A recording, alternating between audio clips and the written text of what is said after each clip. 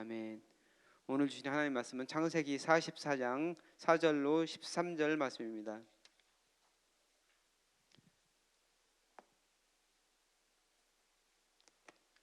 창세기 44장 3절로 14절 13절 말씀을 다 같이 한 목소리로 봉독합니다. 아침이 밝을 때 사람들과 그들의 나귀들을 보내 그들이 성읍에서 나가 멀리 가기 전에 요셉이 청지기에게 이르되 일어나 그 사람들의 뒤를 따라가서 그들에게 이르기를 너희가 어찌하여 선을 악으로 갚느냐 이것은 내 주인이 가지고 마시며 늘 점치는 데 쓰는 것이 아니냐 너희가 이같이 하니 악하도다 하라. 청지기가 그들에게 따라가서 그대로 말하니 그들이 그에게 대답하되 내 주여 어찌 이렇게 말씀하시니까 당신의 종들이 이런 일은 결단코 아니하나이다. 우리 자루에 있던 돈도 우리가 가나안 땅에서부터 당신에게로 가져왔거늘 우리가 어찌 당신의 주인의 집에서 은금을 도둑질하리이까. 당신의 종들 중 누구에게서 발견되든지 그는 죽을 것이요 우리는 내 주의 종들이 되리이다. 그가 이르되 그러면 너희의 말과 같이 하리라. 그것이 누구에게서든지 발견되면 그는 내게 종이 될 것이요 너희는 죄가 없으리라. 그들이 각각 급히 자루를 땅에 내려놓고 자루를 각기 푸니 그가 나이 많은 자에게서부터 시작하여 나이 적은 자에게까지 조사하며 그 잔이 베냐민의 자루에서 발견된지라. 그들이 옷을 찢고 각기 짐을 나귀에 싣고 성으로 돌아가니라. 아멘. 어제 이어서 우리가 그 요셉이 형제들을 시험하는 장면을 같이 살펴보고 있습니다. 요셉과 형제들 사이에는 아직 해결해야 될 문제가 남아 있다고 얘기했었죠. 그래서 그 문제가 해결돼야 요셉이 형들에게 자기 정체를 밝히고 형들과 같이 좋은 관계로 애굽에서 살아갈 수가 있는데 형제들이 전에 자기에게 했던 것 같이 아직도 그런 상태로 있다면은 같이 있을 수가 없는 것입니다. 서로 미워하고 서로 죽이려고 하고 서로 갈등하고 이런 관계 속에서는 함께 살아갈 수가 없기 때문에 형제들이 자기를 팔던 그 당시의 상황과 똑같은 상황을 만들어서 그때 형들이 어떻게 행동을 하는지 그것을 요셉은 알고 싶었습니다. 그래서 20년과 똑같은 구조를 만들고자 한 겁니다. 그래서 그때의 구조가 어떤 구조냐? 그 10명의 형제들과 라헬에게서 태어난 한 사람과의 대결 구조였습니다. 그러니까 바로 요셉이 라헬에게서 태어난 그 아들인데 그 요셉 한 사람과 나머지 10명의 형제들이 서로 다투고 갈등하는 그런 구조 가운데서 그 10명이 요셉 한 명을 죽이고자 했던 것이죠. 그래서 결국에는 요셉을 죽이려 했다가 애굽에 판 것이죠. 그 똑같은 상황을 지금 만들어서 똑같이 그때와 같이 똑같이 하면 같이 있을 수가 없는 것이죠. 그렇기 때문에 그때 그 상황을 만들어서 어떻게 하는지를 보고자 했던 것이죠. 그래서 자기의 청지기를 시켜서 그 가나안 땅으로 출발한 그 형제들을 쫓아가서 그들에게서 그 베냐민의 그 자루에 넣은 그 은잔을 찾고자 한 것이죠. 그때 20여 년 전에 어떤 상황이 어땠습니까? 요셉은 형들에게서 죽임을 당하려 하다가 또한 그 애굽 사람이 지나가니까 그 사람들에게 팔 때 요셉은 가만히 아무 말도 안 하고 그냥 순순하게 팔려갔을까요? 분명히 형제들한테 그 부탁을 했을 거예요. 애원을 하면서 제발 살려달라고 이렇게 하지 말라고 형제들 이건 아니지 않냐고 그렇게 분명히 얘기를 했을 거예요. 울면서 그랬을 거예요. 그런데 그 상황에 형제들은 눈을 감고 무시하고 그냥 팔려가도록 했죠. 지금 상황에서 똑같이 베냐민에게도 똑같이 그렇게 행한다면은 같이 있을 수가 없는 것이죠. 그래서 그 상황을 지금 만드는 거예요. 같은 부모를 둔 형제 간에도 나중에 이제 장성하게 되면은 여러 가지 이익과 관계된 그런 것 때문에 서로 갈등하고 또 틀어지는 일들이 많이 있죠. 그래서 평생을 원수로 살아가는 일. 그러니까 우리 주위에도 보면은 그 형제들 어릴 때부터 자란 형제인데 어릴 때는 잘 지내다가 나중에 장성해서 서로 그 원수같이 지내고 평생 보지도 않고 그렇게 살아가는 사람들이 종종 있어요. 그러니까 같은 형제지만 서로 다투고 여러 가지 뭐 이익과 관계된 일이라든지 서로 뭐 사소한 일로 싸우고 그것 때문에 보지 않고 이러는 경우들을 볼 수 있잖아요. 근데 이제 같은 형제, 같은 부모에게서 태어난 형제들 사이에도 그런데 만약에 같은 부모가 아닐 경우에는 더 심한 것이죠. 그러니까 아버지는 같은데 어머니가 다른 이복 형제일 경우에는 더 그 갈등 상황이 더 심합니다. 아브라함의 아들들이 그랬죠. 아브라함의 아들 이삭과 이스마엘. 그러니까 이삭이 태어날 때 이스마엘이 계속해서 이삭을 희롱하고 조롱하고 하니까 결국에는 같이 있을 수가 없고, 그래서 하갈과 같이 이스마엘을 내보내잖아요. 그래서 결국에는 다른 민족이 되어서 지금 그 중동에 있는 그 갈등이 이삭과 이스마엘의 싸움이다 이렇게 얘기도 하잖아요. 그러니까 그렇게 서로 다른 민족으로 같은 아버지지만 어머니가 다른 그런 형제들 간에는 그런 일이 있을 수 있는 것이죠. 근데 같은 아버지와 같은 어머니 밑에 한 태에서 한날 한시에 태어난 야곱과 에서 같은 경우도, 그들 같은 경우도 서로 어릴 때부터 갈등 관계에 있었잖아요. 그래서 결국에는 서로 나뉘어서 다른 민족으로 되었죠. 그러니까 이삭과 이스마엘은 훨씬 더 그보다 심한 상황이었다는 것이죠. 어머니가 다르기 때문에. 지금 근데 야곱의 상황은 어떻습니까? 4명의 부인에게서 12명의 자녀가 태어났습니다. 그 상황은 보지 않아도 알 수 있는 것이죠. 서로 굉장히 갈등이 심했고 그 같은 어머니에 태어난 자녀들끼리 서로 뭉쳤을 거예요. 그리고 서로 간에 싸우기도 자주 싸우고 갈등도 많이 있었고 그런 상황이 벌어졌을 거라는 것은 우리가 쉽게 생각을 할 수 있는 것이죠. 근데 하나님께서는 이들이 하나가 되어서 한 민족이 되길 원하셨던 것이죠. 그래서 이들이 하나가 되고 한 민족이 되기 위해서 어떻게 하면 될 수 있겠습니까? 이들이 하나가 되고 서로가 한 뜻이 되고 뭉칠 수 있는 그런 길은 어떤 게 있을까요? 이들이 같은 고난을 당하는 거예요. 동일한 고난을 당하고 고통을 당하는 가운데 서로가 하나가 될 수 있는 그런 길이 열리는 것이죠. 그래가지고 요셉을 통해서 하나님께서는 이들에게 이런 고난과 고통을 허락하시는 겁니다. 그래서 이들이 함께 고난을 겪고 함께 아파하는 가운데 서로가 한 민족으로서의 한 공동체로서의 정체성을 이루어가는 것입니다. 결국에는 이들이 애굽으로 옮겨져서 굉장히 그 애굽 사람들이 배타적인 사람들이라고 했잖아요. 그래서 고센 땅에 있으면서 자기들끼리 뭉쳐가지고 한 민족으로 크게 성장할 수 있었던 그런 배경이 되는 것이죠. 그래서 같이 고통과 고난을 하나님께서는 허락하시기도 하고 그것을 통해서 하나가 되게 하신다, 이렇게 알 수가 있습니다.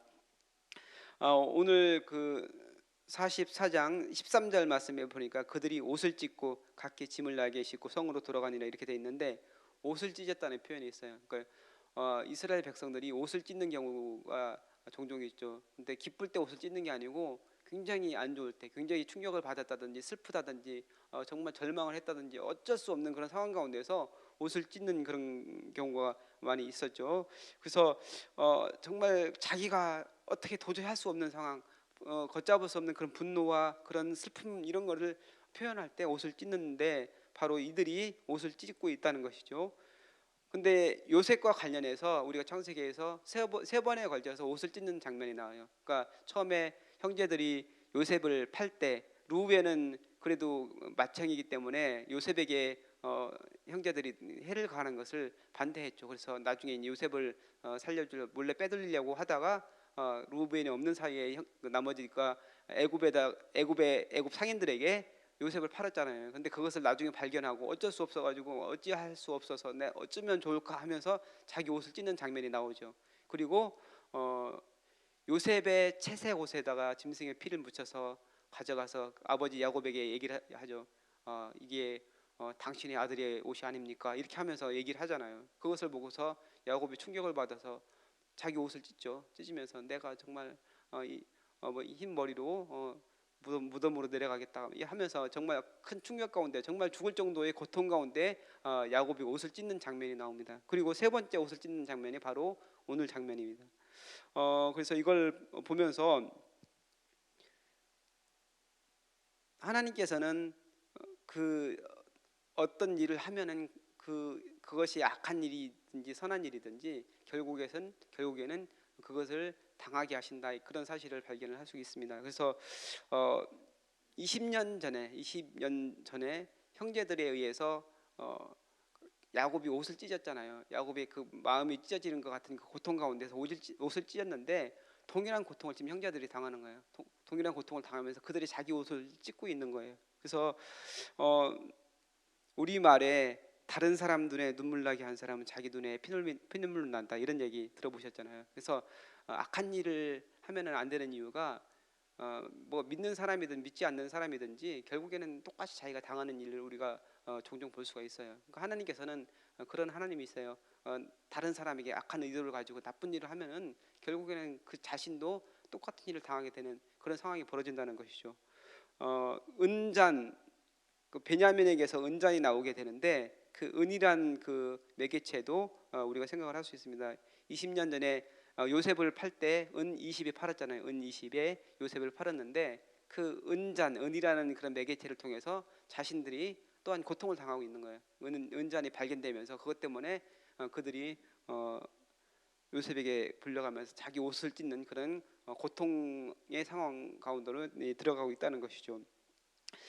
오늘 이 상황을 보면서 차범근, 그러니까 축구 선수 차범근 이야기가 생각이 났습니다. 차범근이 여러분 뭐 잘 아시지만 그 당시에 처음으로 독일의 축구 선수로 가서 활약했던 사람이잖아요. 그러니까 아무도 전혀 우리나라가 뭐 그렇게 될 만한 상황도 아니고 나라에서 뭐 밀어주거나 그런 상황도 아닌데 혼자서 찾아가서 테스트를 받고 거기 독일 프로축구에 입단을 해서 거기서 정말 충격적으로 많은 사람들에게 동양에서 온 선수가 이렇게 잘할 수가 있나 이렇게 엄청나게 칭찬을 받으면서 한참 잘 나고 있는 그런 상황인데 사고를 당했어요. 그러니까 경기 중에 어떤 선수에 의해서 엄청나게 큰 부상을 당하는데 그 경기가 시작하고 10분도 되지 않아서 그 무릎으로 허리를 찍은 거예요. 그 수비하는 선수가 차범근 선수가 허리를 찍어서 허리 척추가 부러지는 엄청난 큰 부상을 당하게 돼요. 그래서 병원에서는 선수의 생명이 끝날 수 있다. 잘못하면 선수를 할 수 없습니다. 이렇게까지 얘기를 한 그런 상황이 벌어졌습니다. 그랬는데 정말 심하게 부상을 당한 거죠. 그래서 뭐 소변에서 피가 섞여 나올 정도로 엄청나게 큰 부상을 당했었다고 그래요. 사람들이 근데 이제 주위에 있던 사람들이 거기에 대해서 굉장히 큰 이슈가 됐어요. 방송에서도 막 찾아와서 인터뷰도 하고 그 선수 고의적으로 악의적으로 그런 것 같은데 어떻게 하면 좋겠냐고 어떻게 할 거냐 차범근에게 그 심정을 물어봤죠. 근데 차범근 선수의 진가는 경기장에 있을 때보다 병원에 있을 때 거기서 더 훨씬 더 크게 드러났습니다. 뭐라고 얘기했느냐면은 저는 그리스도인입니다. 예수님을 믿는 하나님을 믿는 그리스도인입니다. 그리스도인으로서 신앙인으로서 저는 그 사람에게 그렇게 복수할 수 없습니다. 저는 예수님의 이름으로 그 사람을 용서합니다. 이렇게 얘기를 한 거예요.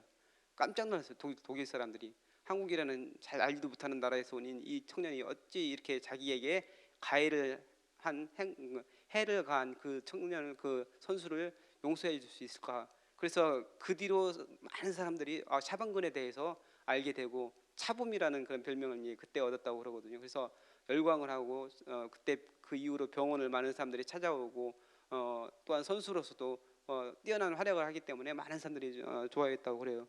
근데 차범근 선수의 간증을 뭐 잠깐 들은 적이 있는데 그 선수 이름이 겔스돌프라는 선수인데 그 선수가 자기 눈앞에서 똑같이 당하는 것을 자기가 봤다고 그래. 나중에 자기에게 가했던 그 상황을 똑같이 당하는 것을 봤는데 그 겔스돌프라는 선수를 용서하고 나중에는 둘이 정말 굉장히 친한 친구가 됐다고 그래요. 그러니까 차범근의 용서로 그런 상황이 됐다고 얘기를 합니다. 그래서 행한 대로 갚으시는 그 하나님의 모습을 차범근 선수의 두 눈으로 볼 수 있었는데 결국에는 원수를 갚지 않고 악을 선으로 갚았는데 하나님께서 그 상황을 훨씬 더 좋은 쪽으로 인도하시고 또한 하나님께서 친히 갚아주시는 그런 모습을 볼 수 있다고 얘기하고 있습니다. 그래서 우리가 악한 일을 다른 사람이 악한 일을 하지 말고 또한 행동을 조심해야 돼요. 그러니까 하나님께서는 우리 모든 것을 일거수일투족을 보고 계시고 우리가 하는 말이라든지 행동이라든지 이런 것을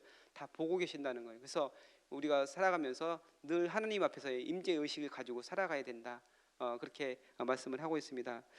오늘 이제 그 청지기에 의해서 요셉의 형제들이 그 은잔을 발견하게 되잖아요. 형제들 그 베냐민의 자루에 든 은잔을 발견하게 되고 이제 드디어 이제 성으로 다시 가게 되는데 자기들이 옷을 찢고 절망하면서 가게 되는데 그 길이 얼마나 그들 심정이 어땠을까 한번 생각을 해봤어요. 정말 지옥에 들어가는 같은 심정이었을 거예요. 자기 그 동생이 사실은 처음에는 그렇게 생각을 했을 거예요. 베냐민에게 이 베냐민 어떻게 하면 그러니까 어떻게 보면 의심을 했을 수도 있어요. 베냐민이 은잔을 실제로 훔쳤는가 이렇게 생각할 수도 있었겠죠. 그래가지고 서로 형제들 간에 그것 때문에 싸울 수도 있었는데 그런 게 아니고 그들이 하나가 된 거예요. 베냐민의 잘못이지만 우리가 그것을 감당하겠다. 베냐민 한 사람이 죽는 것으로 끝나는, 종으로 되는 것으로 끝나는 것이 아니고 우리가 그것을 다 감당하겠다, 이런 생각으로 그들이 같이 이제 요셉에게로 가는 거예요. 그래서 뭐 이 뒤에 나오지만 나중에는 유다가 중간에서 역할을 해서 그것을 위기를 넘기는 그런 상황이 나오는데, 결국에는 이 형제들이 서로 갈등하고 반목하고 서로 싸우고 다투고 미워하는 그런 구조에서 서로 하나가 돼서 서로 용서하고 서로가 서로의 잘못을 서로가 나누어 갖는 그런 단계까지 가는 거예요. 11명의 형제들이 처음으로 한 마음이 된 때가 바로 이때라는 것이죠. 그래서 그 이후로 요셉과 서로 화해하게 되고 그들이 주님 안에서 아름다운 모습을 이어나갈 수 있게 됐고, 또한 한 민족으로서 나중에 크게 성장할 수 있는 그런 계기가 될 수 있었다는 것이죠. 오늘 말씀을 정리합니다. 우리가 이 땅에서 살아가면서 늘 코람데오라고 그러죠. 하나님 앞에서의 그런 신앙을 가지고 살아가야 됩니다. 그래서 어떤 행동을 하든지 어떤 일을 하든지 주님께서 그것을 보고 계시다는 사실을 기억하고, 또한 우리가 억울한 일을 당했을 때 직접 그것을 갚지 말고 하나님께 기도를 올려드리는 거예요. 그럼 하나님께서 하나님 때 그것을 갚아주십니다. 그래서 우리가 그리스도인으로서 아름다운 모습을 다른 사람들에게 보여주는 저와 여러분 되기를 주님의 이름으로 축복합니다. 기도합니다. 하나님 감사합니다. 오늘 요셉의 형제들이 서로 갈등하고 미워하고 다투던 그 형제들이 처음으로 하나가 되어서 정말 이제 한 민족이 될 그런 준비를 갖추는 모습을 같이 살펴보았습니다. 또한 우리가 어떤 일을 행하든지 그대로 다시 돌려받게 되는 그 모습을 또한 살펴보았습니다. 우리가 주님 앞에서 코람데오의 신앙을 갖게 하시고 늘 주님과 동행하며 주님의 뜻을 이루는 그런 믿음의 백성들 될 수 있도록 주님께서 축복하여 주옵소서. 감사드리며 주 예수님의 이름으로 기도합나이다. 아멘. 오늘 같이 드리실 공동기도문 봉사입니다. 우리에게 서로 사랑하는 마음을 더욱 부어 주옵소서. 교회 안에 작은 교회들을 넉넉하게 축복하옵소서.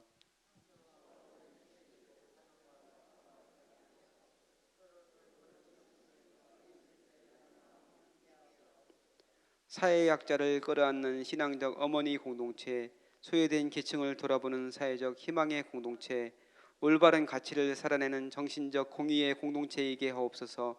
우리 교회가 여기 있어 지역사회와 시대가 복되게 하옵소서. 아멘. 주기도문 하시겠습니다. 하늘에 계신 우리 아버지, 아버지의 이름을 거룩하게 하시며 아버지의 나라가 오게 하시며 아버지의 뜻이 하늘에서와 같이 땅에서도 이루어지게 하소서. 오늘 우리에게 일용할 양식을 주시고 우리가 우리에게 잘못한 사람을 용서하여 준 것 같이 우리 죄를 용서하여 주시고 우리를 시험에 빠지지 않게 하시고 악에서 구하소서. 나라와 권능과 영광이 영원히 아버지의 것입니다. 아멘. 기도 제목 나누겠습니다. 지금 들은 말씀이 내 삶으로 이어지게 하옵소서. 주일 예배 가운데 복을 주시고 말씀을 준비하고 전하시는 목사님들에게 능력을 더하여 주옵소서. 주일 예배에 참여하는 성도들을 지켜주시고 예배를 통해 복을 누리게 하옵소서. 육체적 질병으로 어려움을 겪는 성도들에게 치유와 회복의 은혜를 더해 주옵소서. 시애틀 리누드 로고스 라이프 교회 또한 미션 센터를 주님께서 축복하여 주옵소서. 한반도와 주변의 국제 정세 가운데 함께 하시고 완전한 비핵화와 평화 정착이 이루어지게 하소서. 또한 담임 목사님 내일까지 LA 한빛교회에서 집회를 진행하시는데 그 집회가 큰 은혜의 집회가 되게 해달라고 기도하시고, 또한 여러분 가지고 나오신 소원 주님께 아뢰신 후에 저희께 돌아가시기 바랍니다. 기도하겠습니다. 살아계신 아버지 하나님 감사합니다. 오늘도 주님의 은혜 가운데 저희를 불러주시고 아버지 주님의 전에서 주님을 만나게 하시니 감사합니다. 오늘 주신 말씀처럼 우리가 주님 앞에서 늘 아버지 하나님 하나님의 뜻을 이루는 그런 삶을 살게 하여 주옵소서. 아무도 보지 않고 지은 그런 행동이라도 주님께서 보고 계시며 아버지 그것을 따라 우리가 결국에는 우리의 삶에서 아버지 여러 가지 힘들을 겪게 된다는 그 사실을 우리가 살펴보았습니다. 요셉의 형제들이 서로 미워하고 갈등하고 반목하고 아버지 서로 대적하였지만 주님께서 허락하신 그 섭리 안에서 하나가 되고 서로 한 민족이 될 수 있는 그런 귀한 계기가 되는 것을 같이 살펴보았습니다. 때로는 고통스럽고 때로는 어렵지만 그것이 하나님의 섭리 가운데 있다는 사실을 아버지 하나님 기억하게 하시고 그 가운데서 주님의 뜻을 이루는 귀한 믿음의 사람들 될 수 있도록 주님께서 인도하여 주옵소서. 아버지 하나님 내일 거룩한 주일입니다. 주님께서 함께 하시고 아버지 주일을 준비하는 사랑하는 그녀들 기억하여 주시고, 또한 모든 분들 아버지 한 사람 한 사람 붙잡아 주시고 아버지 주일 준비할 때 아버지 주일이 아버지 복된 주일이 되게 하시고, 또한 말씀을 전하신 목회자들에게 은혜 주셔서 그 말씀을 선포할 때 그 말씀을 통해서 살아가는 아버지 성도들이 새 힘을 얻고 정말 주님의 은혜를 공급받아서 이 땅에서 살아갈 때 능력 있게 살아갈 수 있는 그런 귀한 은혜가 있도록 도와 주옵소서. 아버지 사랑하는 성도들 주의 예배 나와서 주의 말씀을 듣고 또한 아버지의 은혜를 갈급한 마음으로 주님 전에 나올 때 하나님께서 함께 하셔서 아버지 예배 가운데 큰 은혜 있게 하여 주시고 주님의 능력 가운데 아버지 하나님 새 힘을 얻을 수 있도록 인도하여 주옵소서. 아버지 하나님